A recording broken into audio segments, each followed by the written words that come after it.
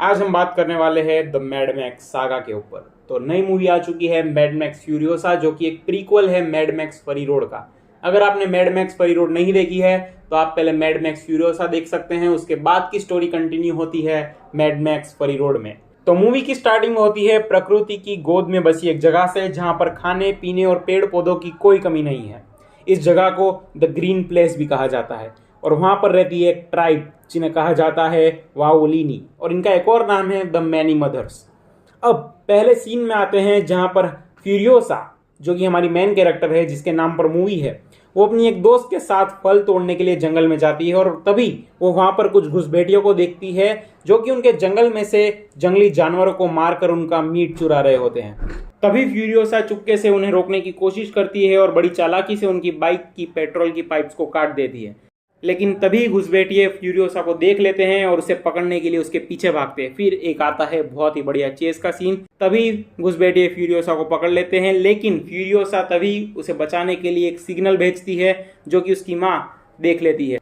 लेकिन घुसपैठिए फ्यूरियोसा को कामयाब हो जाते हैं अपने बेस पर ले जाने में, और तभी एंट्री होती है हमारी मूवी के मेन विलन यानी कि डिमेंटस की, जिसका रोल प्ले करते हुए आपको दिखेंगे थॉर यानी कि क्रिस हेम्सवर्थ। इस मूवी में डिमेंटस का कैरेक्टर काफी ज्यादा सरफिरा बताया है, जिसमें दिमाग थोड़ा कम है और स्क्रू ढीला है।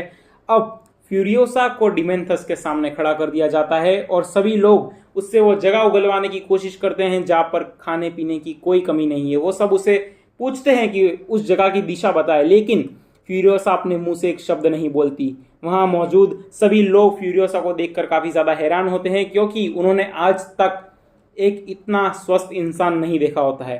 तभी फ्यूरियोसा को एक कैंप में रखा जाता है और रात होते ही उसकी माँ फिर से पहुंच जाती है फ्यूरियोसा को बचाने के लिए, लेकिन डिमेंटस की टोली फ्यूरियोसा और उसकी माँ का पीछा करते हैं और कामयाब हो जाते हैं उन दोनों को पकड़ने में। और फिर डिमेंटस फ्यूरियोसा की आंखों के सामने उसकी माँ को जिंदा जला देता है और फ्यूरियोसा को अपने पास रख लेता है। फिर कुछ सालों के बाद डिमेंटस जाता है अर्श किले पर कब्जा करने के लिए। अब आप ये सोच रहे होंगे कि अर्श किला क्या है, तो मैं आपको बता दूं कि एपोक्लिप्स के बाद एक बहुत बड़ा एरिया बनता है जहां पर पानी, पेड़ पौधे, जानवर कुछ नहीं होता, और इस एरिया को नाम दिया जाता है वीरानगढ़।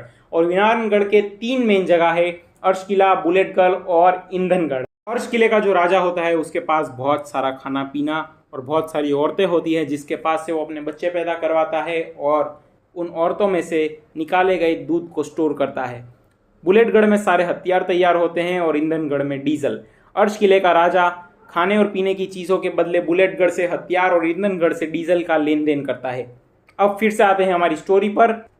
तो हमारा महान सरफिरा डिमेंटस पहुंचता है अर्श किले पर कब्जा करने के लिए, लेकिन वहां पर मुंह की खाकर वापस लौटता है। अब डिमेंटस जाता है डीजलगढ़ और बड़ी ही चालाकी से वहां पर कब्जा कर लेता है। उसके बाद वो फिर से अर्श किले पर जाता है सौदेबाजी करने के लिए कि वो अब से डीजल सप्लाई करेगा खाने और पानी के बदले। लेकिन अर्श किले की राजा जो कि है इममॉर्टल जो, उसकी नजर पड़ जाती है फ्यूरियोसा पर और वो देखता है कि एक स्वस्थ इंसान जिसे वो यूज कर सकता है अपने स्वस्थ बच्चे पैदा करने के लिए। वो शर्त रखता है डिमेंटस के सामने कि वो फ्यूरियोसा को अपने पास रख लेगा, और हमारा सरफिरा डिमेंटस भी उसे वहीं छोड़ आता है।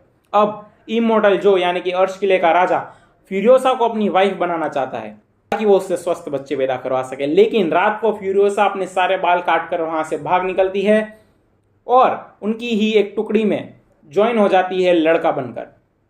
और कुछ सालों में राशन की डिलीवरी में फ्यूरियोसा एक काफी ज्यादा अच्छी पोस्ट पर पहुंच जाती है। तभी वो डिसाइड करती है कि अब वापस से घर लौट जाए, जैसा कि उसने अपनी माँ को मरने से पहले वादा किया था। लेकिन तभी डिमेंटस बुलेटगढ़ पर कब्जा कर लेता है और तभी उसी वक्त बदकिस्मती से फ्यूरियोसा वहां पर मौजूद होती है। उनके बीच बहुत सारी लड़ाई और चेस के बाद डिमेंटस फ्यूरियोसा को पकड़ लेता है और इसी लड़ाई में हमारी फ्यूरियोसा का एक हाथ भी कट जाता है। लेकिन फिर भी फ्यूरियोसा किसी तरह से वहां से भाग निकलने में कामयाब होती है, लेकिन बीच रास्ते में ही बेहोश हो जाती है। तभी कुछ लोग जो कि बहुत ही खराब हालत में रह रहे होते हैं फ्यूरियोसा को अपने साथ उठाकर एक गुफा में ले जाते हैं। फ्यूरियोसा होश में आते ही जैसे तैसे करके अर्श किले में पहुंचती है और सभी को बताती है कि डिमेंटस ने बुलेटगढ़ पर कब्जा कर लिया है और अब वो निकल चुका है अर्श किले पर कब्जा करने के लिए। फ्यूरियोसा उसके बाद अपने एक हाथ को रिप्लेस कर देती है एक मैकेनिक हाथ से और निकल पड़ती है डिमेंटस से अपना बदला लेने। फिर से वही एक काफी अच्छा चेज और फाइट का सीन आता है फ्यूरियोसा और डिमेंटस के बीच, लेकिन फ्यूरियोसा डिमेंटस को हरा देती है। लेकिन वो उसे मारती नहीं है, बल्कि जमीन पर लेटाकर ऐसी सजा देती है जिसे सुनकर आपकी रूह कांप उठेगी। वो एक बीज होता है जो उसकी माँ ने उसे दिया होता है ताकि वो घर लौटे तो अपना प्रूफ दे सके कि वो वाउलिनी से ही है, क्योंकि वीरानगढ़ में ऐसी और कोई जगह नहीं थी द ग्रीन प्लेस के सिवा जहां पर पेड़ पौधे थे। लेकिन वो घर तो लौट नहीं पाती, इसीलिए उसकी माँ के दिए बीज को वो डिमेंटस के शरीर में उतार देती है और उसे जिंदा छोड़ देती है। जैसे जैसे समय के साथ डिमेंटस का शरीर गलता है वो बीज एक झाड़ में बदल जाता है और उसी गलते हुए शरीर से डिमेंटस के अपने न्यूट्रिएंट डिमांड को पूरा करता है। और यहाँ पर हमारी मूवी खत्म होती है और इसके आगे का पार्ट कंटिन्यू होता है मैड मैक्स फरी रोड में। तो आज के लिए बस इतना ही, वैसे भी कुछ ज्यादा ही हो चुका है। तो मिलते हैं अगले वीडियो में, गुड बाय।